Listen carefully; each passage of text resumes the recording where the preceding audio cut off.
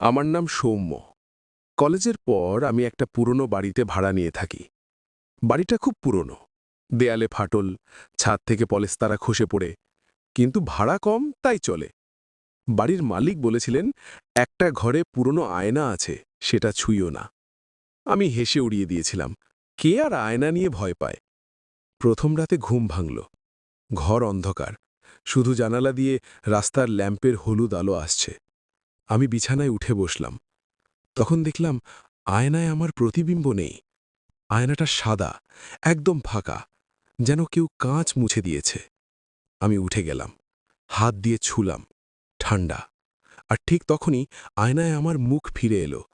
কিন্তু আমি যেখানে দাঁড়িয়ে আছি সেখানে আমার প্রতিবিম্ব দাঁড়ানো নেই। সে একটু পিছনে দাঁড়িয়ে, আমার থেকে ২-৩ হাত দূরে। আর সে হাসছে।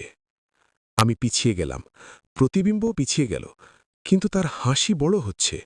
ঠোঁট দুটো কান পর্যন্ত চলে গেছে, চোখ দুটো কালো, কোনো সাদা নেই, শুধু গভীর কালো গর্ত। আমি দৌড়ে দরজা খুলে বেরিয়ে এলাম, করিডরে দাঁড়িয়ে হাঁপাচ্ছি। তারপর আবার ঘরে ফিরলাম, আয়নার সামনে। এবার আয়নায় আমি আছি, স্বাভাবিক, কিন্তু আমার পিছনে, আয়নার ভিতরে একটা ছায়া দাঁড়িয়ে, আমার মতোই দেখতে, কিন্তু চোখ কালো আর হাত বাড়িয়ে দিয়েছে, যেন আমাকে টেনে নিতে চায়। সেই রাত থেকে আমি আয়না এড়িয়ে চলি, কিন্তু কিছু রাতে ঘুম ভাঙে আর মনে হয় আমার ঘাড়ের পিছনে কেউ নিঃশ্বাস ফেলছে, খুব কাছে। আর যখন আমি আয়নার দিকে তাকাই, আমি আর আয়নায় নেই।